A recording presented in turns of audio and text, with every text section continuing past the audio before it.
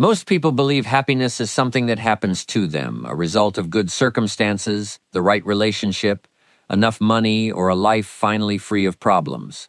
So they wait. They tell themselves they'll be happy once the job gets better, once the relationship works out, once the bank account looks different, once life finally settles into the shape they've been hoping for. But here's what almost nobody tells you.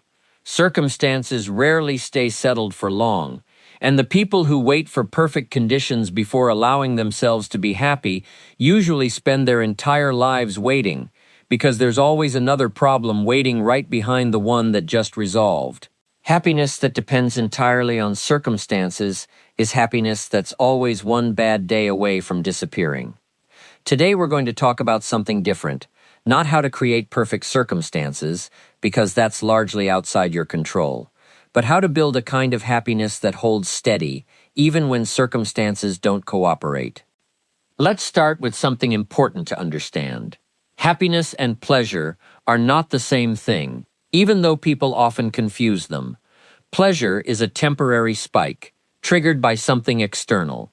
Good food, a compliment, a purchase, a moment of entertainment.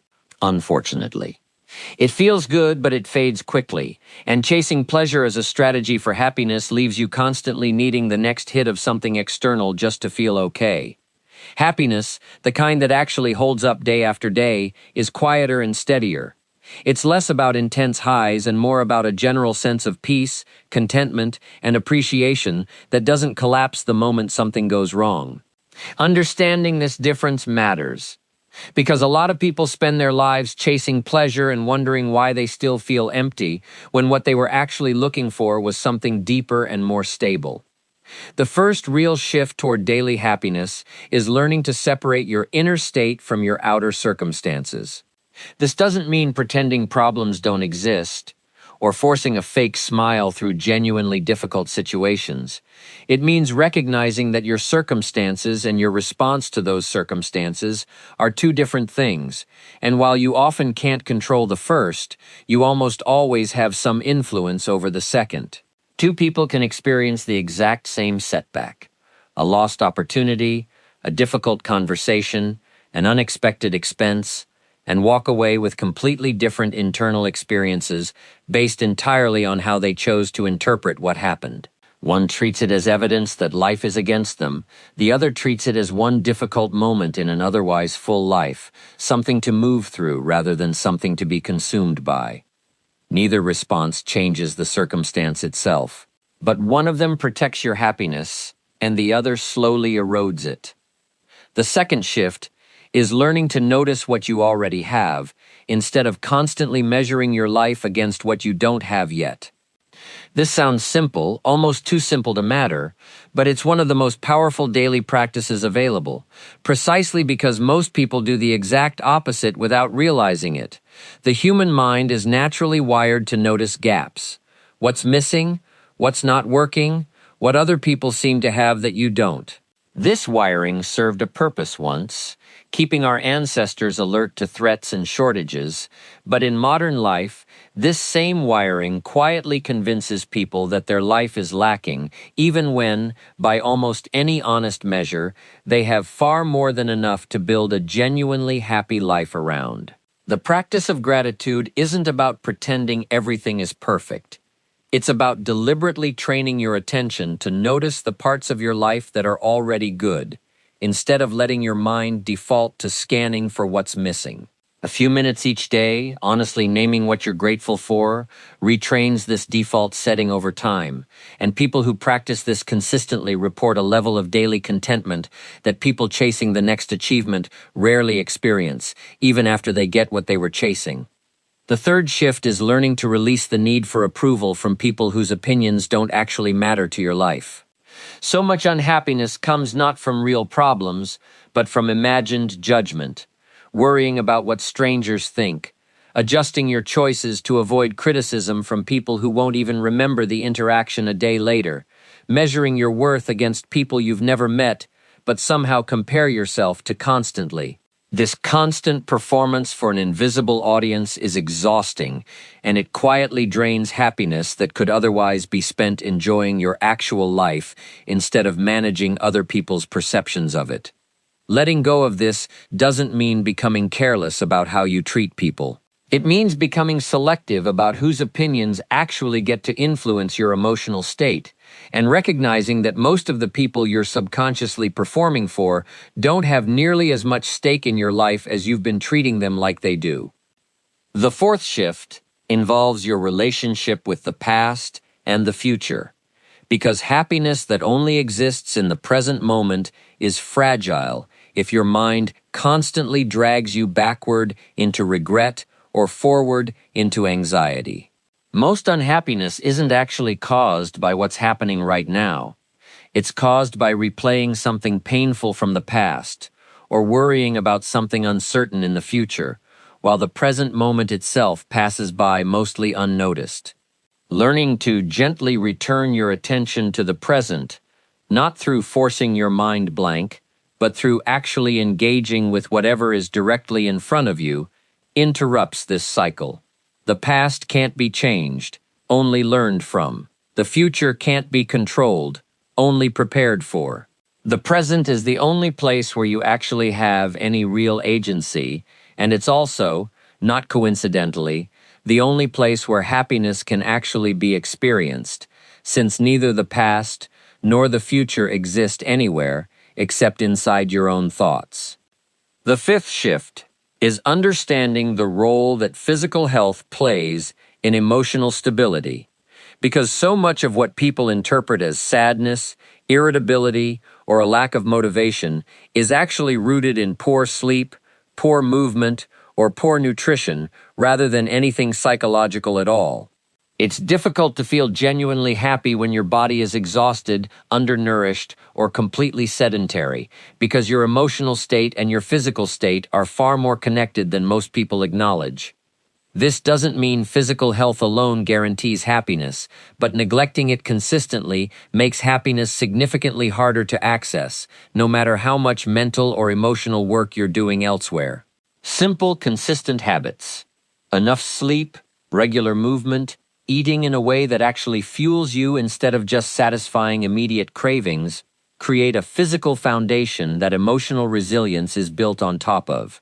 The sixth shift is recognizing the difference between problems that require solving and problems that only require accepting.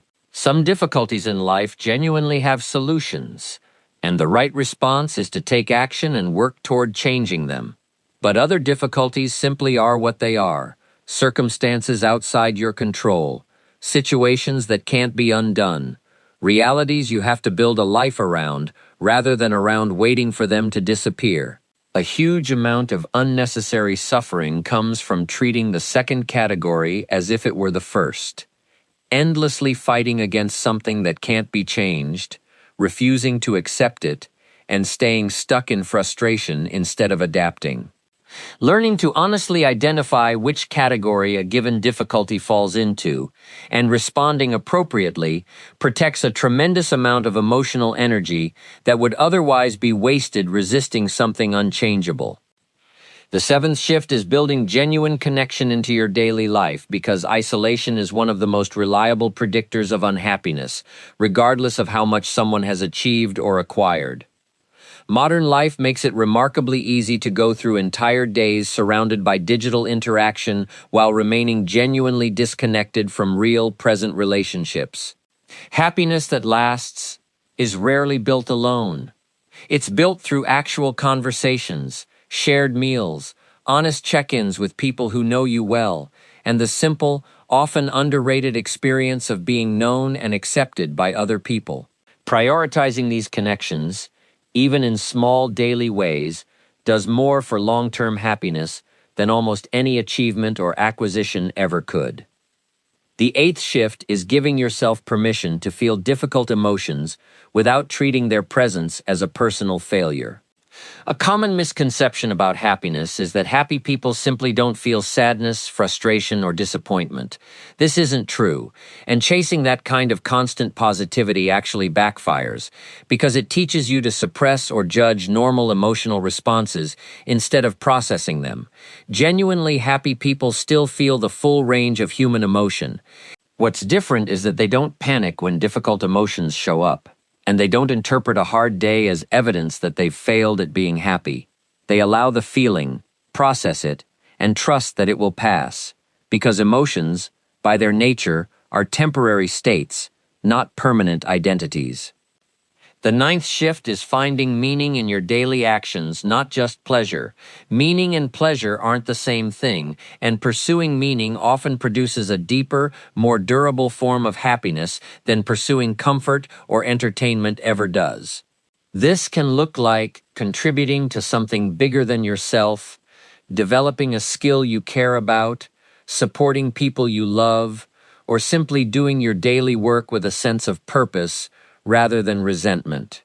A life built purely around comfort tends to feel hollow over time, while a life that includes genuine contribution and purpose tends to sustain happiness even through difficult seasons, because meaning gives difficulty a context that pure comfort-seeking never can. The 10th shift, and perhaps the most important one, is understanding that happiness isn't a permanent destination you eventually arrive at and stay in forever.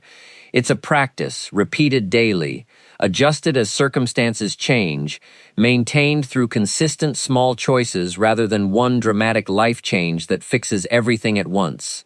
This means some days will genuinely be harder than others, and that's not a sign that the practice isn't working. It's simply part of being human. The goal isn't to never have a difficult day again. The goal is to build a foundation stable enough that difficult days don't destroy your overall sense of peace, and that you have practices in place to return to steadiness, even after life inevitably knocks you off balance. So what does all of this mean practically, starting today?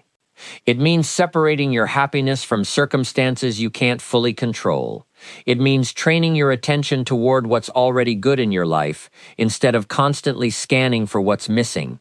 It means releasing the exhausting habit of performing for people whose opinions don't actually matter to your life. It means returning your attention to the present instead of living in regret or anxiety. It means caring for your physical health as a foundation for emotional stability. It means distinguishing between problems worth solving and realities worth accepting. It means building real, present connection into your daily life. It means allowing difficult emotions without treating them as failure. It means seeking meaning, not just comfort. And it means understanding that happiness is a daily practice, not a permanent destination you eventually arrive at and never have to work for again. None of this guarantees a life free of difficulty. Nobody gets that. What it offers instead is something more realistic, and honestly more valuable. A way of moving through both the good days and the hard ones without losing your center completely. A kind of happiness that doesn't collapse the moment life gets complicated, because it was never built entirely on circumstances being perfect in the first place. That's the kind of happiness worth building. Not the fragile kind that depends on everything going right, but the steady kind that holds no matter what today happens to bring.